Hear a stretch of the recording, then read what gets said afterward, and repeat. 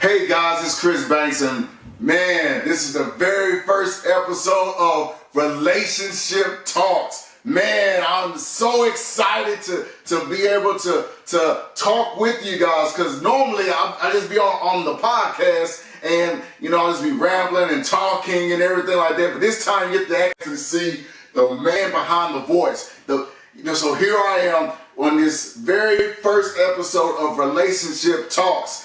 Run it!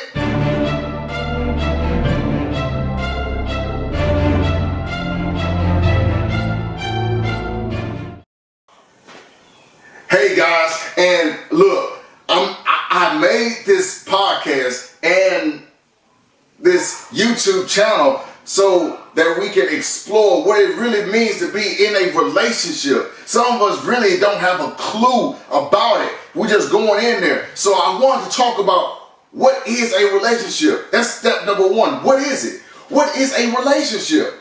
Some of us have an idea of it, but it took me almost 20 some years to figure out what is the true definition of a relationship. You see, what I did was I looked at everything around the world. I looked at the sea when I was in Greenland. I looked at the clouds, the air, people. I'm looking and I'm gathering and I'm looking at it, right? And I'm like, wow, things are coexisting together. But for what purpose? Because everything has a purpose in life. You cannot argue that. The birds have a purpose. The clouds have a purpose. The trees have a purpose. You have a purpose, right?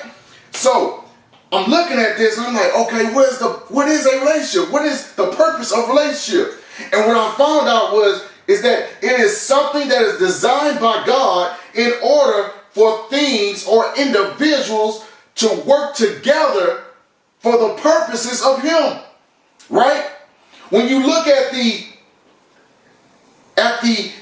water, it's in a partnership with the fish. They can't live without each other. When you look at the partnership of your own body, the heart is one of the main factors, but without the heart, the body stops operating. Without the kidney, things start to malfunction and shut down the liver. There's certain things that are in your body that you cannot live without.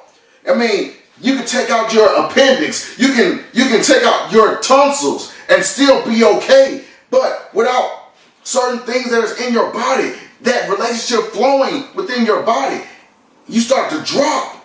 You can't function as normal as you would beforehand, right? So it led me to that same definition. It is something that is designed by God in order for the individual or things, right, to work together for His purposes. But to truly understand this definition, you have to come to know Him. That's one of the biggest issues of relationship within the human race. We get to a point to where we don't know Him. We try to get into a relationship with someone, whether it be business, whether it be through marriage, dating, anything that you can think of within human to human interactions, and we going in to some people who don't know Him with the expectation that it's going to get better, the relationship is going to thrive, it's going to grow, all right? Because one of the aspects of relationship is it has to grow. It is a growing. Relationships are living, if you will. It has to be able to breathe, to function, to be cultivated, for it to be groomed and shaped and improved upon, right? So when you get to that core of that relationship, you have to you really understand that it's a living force, right? So you're in there and you're living and you're coming in with the expectation that it's going to grow, and the person does not have a connection with the one who made him, and the relationship fails. But some of you are going to say, well, I go to church, I end up and I became a deacon, I became a minister, and my relationship still in a divorce. You have to always go back to the one who made the relationship. The number one relationship in mind is the one with God. Therefore, you have to go back to him. If there's a problem in your relationship, you have to go back and check the individuals. Then the individuals has to go back and check with the Creator. All right? Everything has a purpose, a place, a designated relationship in order for it to bring out the success of the plan. Some people get into relationships thinking that they're going to help and build each other up and grow and groom each other. And the other has nothing to do with their purpose, nothing to do with the gifts that they have. There's no compliment, there's no compromise. So what happens to the relationship? It squeezes, it suffocates, and it dies.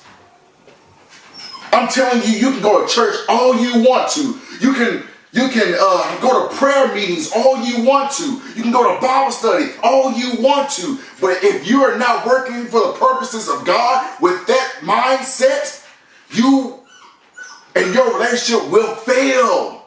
It will not be what it's supposed to be. I'm telling you now that there is hope. So before you press that divorce button, before you go and sign those papers, before you end your relationship with your children, with your parents, there is hope. And I'm here to give you this series. That way you can have hope. That way you can have a light at the end of the tunnel saying, you know what? We went through this hell. We went through this drama. We learned more of each other. Now let's take what we have learned and improve upon it. All right? Therefore, I want you to join me again in the following weeks to come, as the Lord said the same, as we dive into this wonderful, wonderful topic of relationships, where we discover your personal leadership, where we start to discover your purpose, where we start to discover your personal relationship with the Father. You guys be blessed. Thank you. This is Chris Banks and Relationship Talks.